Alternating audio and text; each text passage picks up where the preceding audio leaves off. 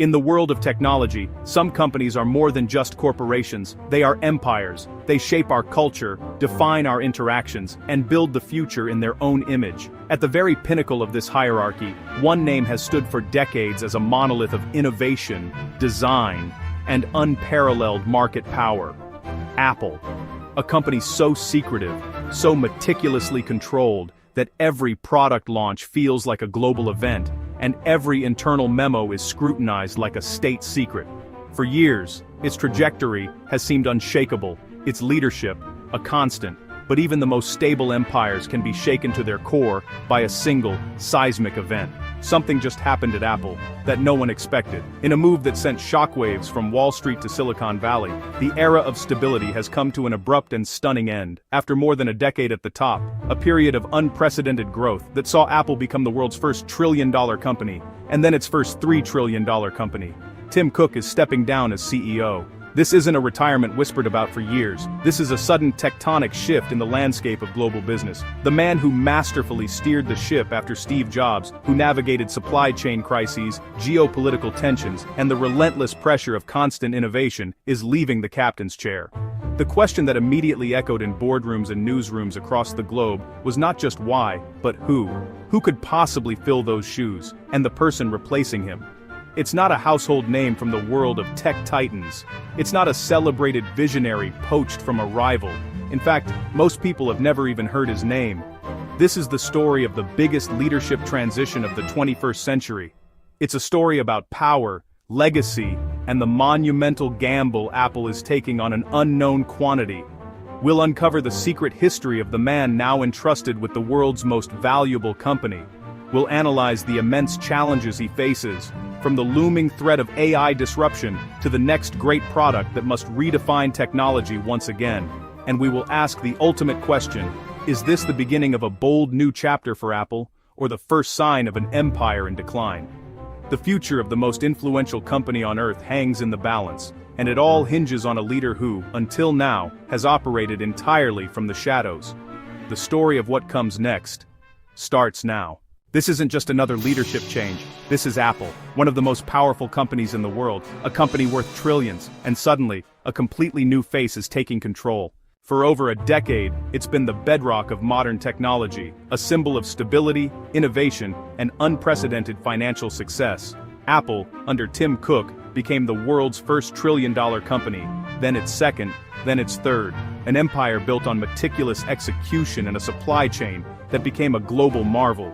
For years, the question of succession has been a quiet whisper in Silicon Valley, a hypothetical scenario for a distant future. That future just arrived. On a seemingly ordinary Tuesday, the news broke, sending shockwaves from Wall Street to Shenzhen. Apple officially announced that Tim Cook will step down as CEO on September 1, 2026. The architect of Apple's modern era, the steady hand that guided the company out of Steve Jobs' shadow, is transitioning away from the role he has defined for 15 years. He won't disappear completely. In a move designed to ensure continuity, he's moving into a new role as executive chairman. A guide, a mentor, a presence in the boardroom. But this isn't a simple shuffle of titles. This is the end of an epoch. The Cook era, defined by operational genius and the relentless scaling of the iPhone, is officially drawing to a close. The market reacted instantly. Analysts are scrambling, investors are holding their breath, and competitors are watching for any sign of weakness, any crack in the fortress of Cupertino.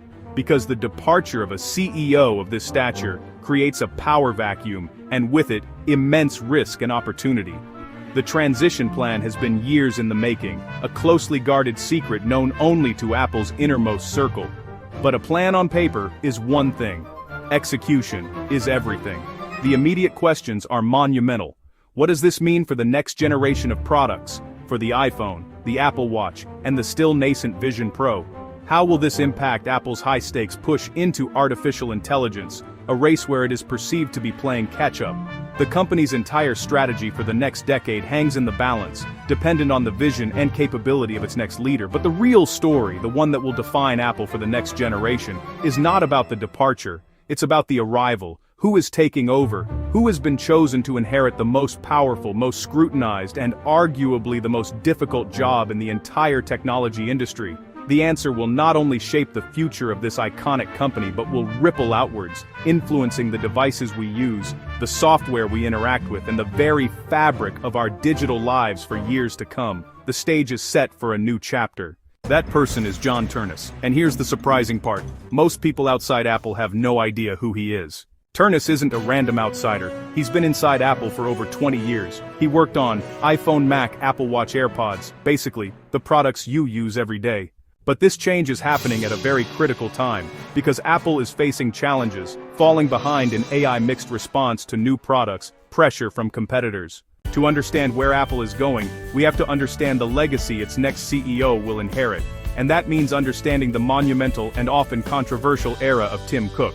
When he took the reins from Steve Jobs in 2011, the question wasn't if he could succeed, but how anyone could possibly follow a figure of that magnitude.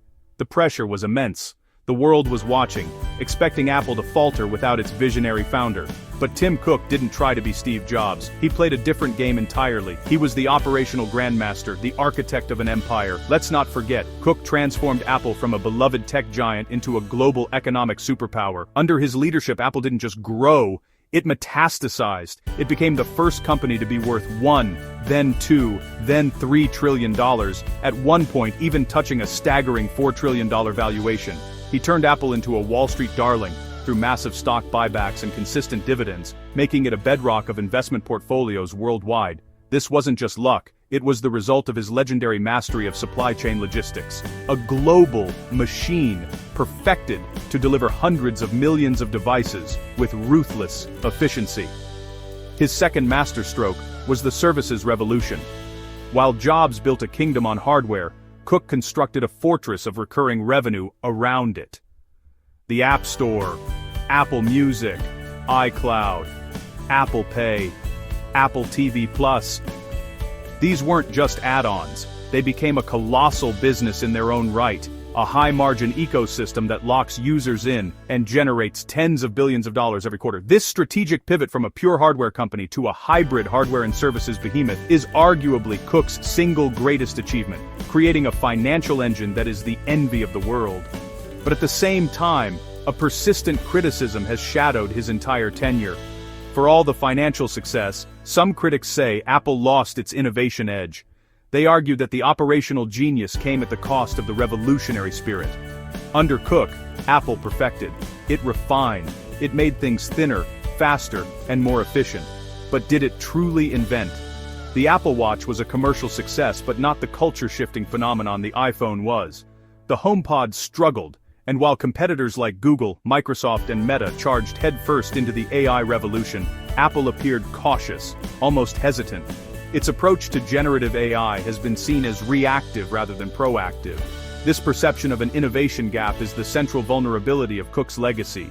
He built an unbreachable financial fortress, but left the gates open to questions about its soul. This is the duality the next CEO inherits. An empire of unprecedented scale, and the immense pressure to once again define the future, not just profit from the present. So now the real question is, why step down now? After 15 years, why this moment? There are a few possibilities. Apple preparing for next era internal strategic shift, pressure to compete in new tech space, or maybe something bigger is coming. Because the next CEO will decide, future of iPhone AI integration, new products, Apple's next big move. This is not just a CEO change, this is the end of an era. The man who followed Steve Jobs is now stepping aside. And the person replacing him has one of the biggest responsibilities in tech history. So what do you think? Can John Ternus lead Apple into the future, or is this the beginning of a risky new chapter? Let me know in the comments.